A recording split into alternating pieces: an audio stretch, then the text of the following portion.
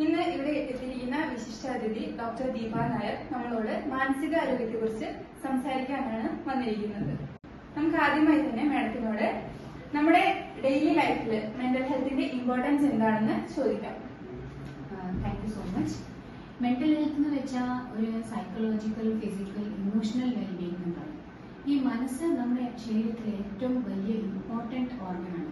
Because അതാണ് decide ചെയ്യുന്നത് നമ്മൾ ഓരോ സിറ്റുവേഷനിൽ എങ്ങനെ ചിന്തിക്കണം, എന്തൊക്കെ ഫീൽ ചെയ്യുന്നു, ഏത് സിറ്റുവേഷനിൽ എങ്ങനെ റിയാക്ട് ചെയ്യണം. സോ മെന്റൽ ഹെൽത്ത് എന്ന് വെച്ചാൽ ഇങ്ങനത്തെ ഓരോ സിറ്റുവേഷൻസ് വരുമ്പോൾ ജോബ് റിലേറ്റഡ് സ്ട്രെസ് ആകാം, ഫാമിലി പ്രോബ്ലംസ് ആയാൽ, ഇമോഷണൽ പ്രോബ്ലംസ് ആയാൽ, അപ്പോൾ ആ സമയത്ത് നമ്മൾ എന്ത് ബിഹേവിയർ കാണിക്കണം, നമ്മൾ ഏത് രീതിയിൽ റിയാക്ട് ചെയ്യണം, അത് ഈ മെന്റൽ ഹെൽത്ത് ആണ് തീരുമാനിക്കുന്നത്. സോ ഡെഫിനറ്റ്ലി നമ്മുടെ ഡേ ടു ഡേ ലൈഫിൽ അത് ചൈൽഡ്ഹുഡ് ആയാലും അഡോളസൻസ് ആയാലും ഏജ് ഓവർ ആയാലും അത് അവർക്ക് എല്ലാവർക്കും ഒരു നല്ല മെന്റൽ ഹെൽത്ത് ഭയങ്കര ഇമ്പോർട്ടൻ്റ് ആണ്. നമ്മുടെ അടുത്ത ക്വസ്റ്റ്യൻ എന്താ വെച്ചാൽ, മനുഷ്യരുടെ ജീവിതശൈലി സാഹചര്യങ്ങളും വളരെയേറെ മാറ്റങ്ങൾ സംഭവിച്ചുകൊണ്ടിരിക്കുകയാണ് ഈ കാലഘട്ടത്തിൽ. അപ്പോൾ ഈ മാനസികാരോഗ്യ ചികിത്സയുടെ ആവശ്യകത ഈ കാലഘട്ടത്തിൽ എത്രത്തോളമാണ്, അതേപോലെ തന്നെ ഈ ചികിത്സ നമ്മൾ എപ്രകാരമാണ് ഓരോ ആൾക്കാർക്കും ലഭ്യമാക്കേണ്ടത്? ഓക്കെ, സോ നമ്മൾ പറഞ്ഞപ്പോൾ ആക്ച്വലി ഡെയിലി നോക്കിയാലും അല്ലെങ്കിൽ ഡേ ടു ഡേ ലൈഫിലും ആൾക്കാർക്ക് കുറേ സ്ട്രെസ്സേഴ്സ് ഡീൽ ചെയ്യണം. ഇപ്പോഴത്തെ കാലത്ത് ഫാമിലി റിലേറ്റഡ് ആയിട്ട് പ്രോബ്ലംസ്, ജോലി റിലേറ്റഡ് ആയിട്ട് പ്രശ്നങ്ങൾ, ഇമോഷണൽ, ഫൈനാൻഷ്യൽ ബുദ്ധിമുട്ടുകൾ, ഇതൊക്കെ കുറേ ആൾക്കാർ ഫേസ് ചെയ്യാറുണ്ട്. ഒരുവിധം ആൾക്കാർ ഇത് നന്നായി നല്ല മെന്റൽ ഹെൽത്തോടു കൂടെ അവർക്കത് ഫേസ് ചെയ്യാൻ പറ്റും. പക്ഷെ ചില ആൾക്കാരുണ്ട് അവർക്ക് ഇങ്ങനത്തെ വല്ല സ്ട്രെസ്സേഴ്സ് വരുമ്പോൾ അവർക്ക് ഉത്കണ്ഠ വരും, വിഷാദ രോഗം വരും, സൈക്കോസിസ് വരാം, മൂഡ് ഡിസോർഡർ വരാം, ഇങ്ങനെ പല രീതിയിലുള്ള മെന്റൽ ഹെൽത്ത് പ്രോബ്ലംസ് വരാം. അപ്പം ഈ മെന്റൽ ഹെൽത്ത് പ്രോബ്ലംസ് വന്നു കഴിഞ്ഞാൽ അത് നമ്മുടെ ദൈനംദിന ജീവിതത്തിലും ജോലിയിലും സോഷ്യൽ എൻവയറമെന്റിലും ബാധിക്കാൻ തുടങ്ങുമ്പോഴാണ് ഒരു ചികിത്സയ്ക്ക് തേടേണ്ടത്. അപ്പോഴാണ് നമ്മളൊരു സൈക്യാട്രിസ്റ്റിനെയോ സൈക്കോളജിസ്റ്റിനെയോ കാണേണ്ടത്. ഈ ട്രീറ്റ്മെന്റ് നമ്മൾ ഒരു ചെറിയ പീരീഡിന് വേണ്ടിയിട്ടാണ് കൊടുക്കാറ്. യൂഷ്വലി എല്ലാം പേഷ്യൻസിന് ഡിഫർ ചെയ്തിട്ടാണ് നമ്മൾ ചെയ്യണത്. പക്ഷേ അത് ചിലപ്പോൾ ഡെയിലി ആവാം. മാം, അടുത്ത ക്വസ്റ്റ്യൻ എന്താണെന്ന് വെച്ചാൽ, നമ്മുടെ ഈ മാനസിക രോഗങ്ങൾ എന്ന് പറയുന്നത് നിലനിൽക്കുന്നതാണോ, അതേപോലെ തന്നെ ഈ ചികിത്സ കൊണ്ട് ഇതിനെ കൺട്രോൾ ചെയ്ത് കൊണ്ടുവരാൻ വേണ്ടി പറ്റുമോ? ഓക്കെ, ആക്ച്വലി 90% സൈക്കട്രി പ്രോബ്ലംസ് ഒരു ഷോർട്ട് ഡ്യൂറേഷന് വേണ്ടിയിട്ടാണ്. അതിൽ ആൻസൈറ്റി എടുത്താലും ഡിപ്രഷൻ എടുത്താലും ഏത് രോഗം വന്നാലും അതൊക്കെ ഒരു ചെറിയ ഡ്യൂറേഷന് വേണ്ടിയിട്ടാണ് അതിൻ്റെ ട്രീറ്റ്മെൻറ്റ് ആവശ്യം വരുന്നത്. അത് ഭേദാവും ചെയ്യും, പൂർണ്ണമായിട്ട് മെഡിസിൻ നിർത്താനും പറ്റും. പക്ഷേ ചില ഡിസോർഡേഴ്സ്, ഇപ്പോൾ സ്കിസോഫ്രീനിയ എടുക്കുക, ബൈപോളർ മൂഡ് ഡിസോർഡർ എടുക്കുക, അത് കുറച്ച് ലോങ് ടേം ആയിട്ട് മെഡിസിൻസ് കഴിക്കേണ്ടി വരും. ആ മെഡിസിൻസ് കഴിച്ചാലേ ഈ ആൾക്കാർ കുറച്ചും കൂടി നോർമലായിട്ട് അവർക്ക് ജീവിക്കാൻ പറ്റും.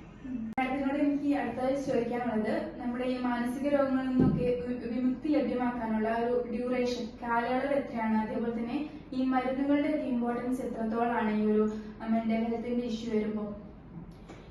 യൂഷ്വലി മെന്റൽ ഹെൽത്ത് പ്രോബ്ലംസ് ഏത് രീതിയിൽ വന്നാലും നമ്മൾ അതിന് ഒരു സ്പെസിഫിക് ഡ്യൂറേഷന് വേണ്ടിയിട്ടേ കൊടുക്കാറുള്ളൂ. പിന്നെ എല്ലാം വരുന്ന ആൾക്കാർക്ക് നമ്മൾ ട്രീറ്റ്മെന്റ് കൊടുക്കണമെന്നില്ല. ഒരു എക്സാമ്പിൾ പറയുകയാണെങ്കിൽ ഒരു വിഷാദ രോഗം എടുത്താൽ തന്നെ ഒരു മൈൽഡ് കേസ് വരികയാണെങ്കിൽ നമ്മൾ അതിനെ കൗൺസിലിംഗ് കൊടുത്തിട്ട് മാറ്റും. പക്ഷെ മോഡറേറ്റ് ടു സിവിയർ, ലൈക്ക് ഇപ്പോൾ അവർ ആത്മഹത്യ ശ്രമങ്ങൾ നടത്തുകയാണെങ്കിൽ നമ്മളത് ട്രീറ്റ്മെന്റ് കൊടുത്തേ പറ്റും. ഇപ്പോൾ മെഡിസിൻസ് തുടങ്ങും, അതിൻ്റെ ഒപ്പം നമ്മൾ സൈക്കോതെറപ്പി കൊടുക്കും. അത് യൂഷ്വലി നമ്മൾ 6 മാസം to 1 year വരെ കൊടുക്കാം. പക്ഷേ ഇത് ഓരോ സൈക്യാട്രിസ്റ്റ് ഓരോ പേഷ്യൻസിനെ നോക്കി ഡിസൈഡ് ചെയ്യുന്നതാണ് എത്ര കാലം ട്രീറ്റ്മെന്റ് വേണം. മാനസികാരോഗ്യ പ്രശ്നങ്ങൾ വർദ്ധിച്ചു വരുവാണ് ഈ കാലഘട്ടത്തിൽ. അപ്പോൾ അതിന് മദ്യപാനവും അതേപോലെ തന്നെ ലഹരി പദാർത്ഥങ്ങളും ഒരു പ്രധാന കാരണങ്ങളാണെന്ന് നമുക്ക് അറിയാം. അപ്പോ ഇതിനൊരു ഇത്തരം പ്രശ്നങ്ങൾക്ക് ഉത്തമ പരിഹാരം എന്തെങ്കിലും നിർദ്ദേശിക്കാൻ വേണ്ടി പറ്റുമോ? ഈ യുവജനങ്ങളുടെ ഇടയിൽ ഓൾറെഡി അവർ കുറേ ഇമോഷണൽ പ്രോബ്ലംസ് ഡീൽ ചെയ്യുന്നുണ്ട്. പിയർ പ്രഷർ എടുക്കാം, കോമ്പറ്റീറ്റീവ് എക്സാംസ് എടുക്കാം, അവർ തമ്മിലുള്ള റിലേഷൻഷിപ്പ് പ്രോബ്ലം, ഫ്രണ്ട്ഷിപ്പ് റിലേറ്റഡ് ആയിട്ട് പ്രശ്നങ്ങൾ, ഇങ്ങനെ പല രീതിയിലുള്ള പ്രശ്നങ്ങൾ അവർ നേരിടുന്നുണ്ട്. അതിൻ്റെ അഡീഷണലി അവർ ഈ സബ്സ്റ്റൻസ് യൂസ്, അവർ ഈ ലഹരി ഉപയോഗത്തിലേക്ക് പോകുമ്പോഴും ആൽക്കഹോളിലേക്ക് പോകുമ്പോൾ ഈ പ്രശ്നങ്ങൾ അഗ്രിവേറ്റ് ആവണം. ലൈക്ക് ഒരു എക്സാമ്പിൾ പറയുകയാണെങ്കിൽ ഒരു പ്രാവശ്യം പോലും കഞ്ചാവ് എടുത്തിട്ട് ആൾക്കാർക്ക് സൈക്കോസിസ് വന്നിട്ടുണ്ട്. സോ അത്രയധികം അത് ബ്രെയിനിനെ ബാധിക്കുന്നുണ്ട്. അപ്പം ഇങ്ങനത്തെ കേസസിൽ യൂഷ്വലി പാരൻസിനുള്ള ജോലി എന്ന് വെച്ചാൽ ഇതൊക്കെ സ്റ്റാർട്ടിങ്ങിൽ നമ്മൾ അഡ്രസ്സ് ചെയ്യണം. സോ നിപ്പിൻ ദ ബഡ് എന്ന് പറയാം. മീൻസ് ആ ടീനേജ് സമയത്ത് തന്നെ പ്രോപ്പറായിട്ട് കൗൺസിലിംഗ് കൊടുക്കുക. അവർ സ്വന്തമായിട്ട് പാരന്റിങ് ടെക്നിക്സ് പഠിക്കുക. ഇങ്ങനത്തെ സിറ്റുവേഷൻസ് വന്നാൽ ഈ കുട്ടികളെ എങ്ങനെ ഡീൽ ചെയ്യേണ്ടത് നമ്മൾ പഠിക്കുക, അതൊക്കെ ഇമ്പോർട്ടൻ്റ് ആണ്.